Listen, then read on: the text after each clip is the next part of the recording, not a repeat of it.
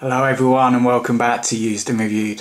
Today we're going to be looking at the user interface on the PlayStation Vita and give you a bit of a guided tour. Now a lot of you might be thinking that this is a long time coming, and although I would agree, I'd also say the reason being is that we really want to spend some time getting to understand the interface in a lot more detail and pick out some of the annoyances of the actual interface.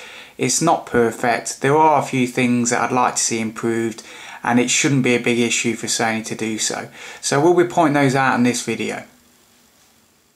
The first thing to note really is how quick the PS Vita actually is. From power off mode into the home screen, you're looking at around 11 to 12 seconds. Now for me that's impressive. It's faster than a lot of mobile phones for example, and it's not from asleep either, it's from a full power off into the home screen. And what it means is you're going to be able to fire up your gaming console and get into those games and on your apps and chat with your friends very fast.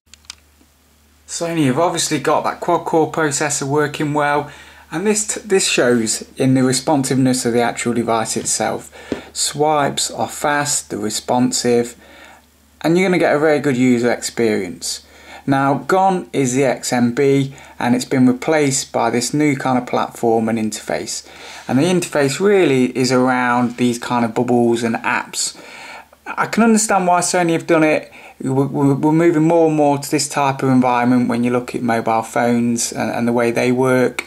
And it's going to allow you to obviously download any further apps in the future and install them on any of the home screens that you want to. Although I did like the XMB was very well organised. You could scroll across to your friends or to videos or music or games or whatever. It was very intuitive, but I understand why Sony have done this. My only issue that I have is that some of the apps are probably overkill. I'm not quite sure why we need an app for the party, for group messaging, for friends separately. You know, why can't we come up with an app that encompasses all of them? I don't know, maybe Sony will look at this, who knows. So the user interface is now arranged into these home screens. You can see the dots down the left hand side that denote which screen you're actually on and how many screens there are available. Now you can keep adding screens through the customization, and to do so you'd keep your finger onto the back screen and click the plus button down in the bottom right or top right hand corner. Now in terms of customization, I'm going to run a video later on that's going to show you some of the customization and the features that are available on the PS Vita, so we won't touch that for now. Going back to the main home screen, you've got these apps and bubbles that are pre-installed on the device when you get the Vita out of its box. So in terms of what's available, I'll just quickly run through some of these. A lot of them we've either got a video available already, or we're going to be working on a video coming along in the future. So starting from the top left hand corner, you've got the welcome park. Now the welcome park really, it's a bit of a showman kind of work application that demonstrates the PlayStation Vita's features. It's going to show you how the touchscreen works, how the camera works, how the back touchscreen works, and the thing to note as well in this is that there's actually trophies involved, so you can gain some trophies fairly quickly by going through the welcome park, so you might want to do that when you pick up the device. Moving along, we've got the party mode. So the party mode's really where you actually integrate with your friends, join a party, and then you can obviously chat to each other through the integrated microphone. I'm not going to go into the app just yet. I'm going to do a separate video on some of those apps later on.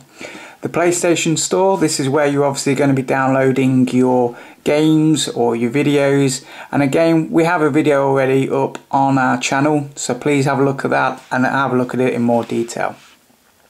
So once you do select an app, as you can see, it opens up what's called a live area. Now as you can see at the top center of the screen, there's actually a little bubble that denotes what apps are available. So you've got a home screen and you've got the PlayStation Store app.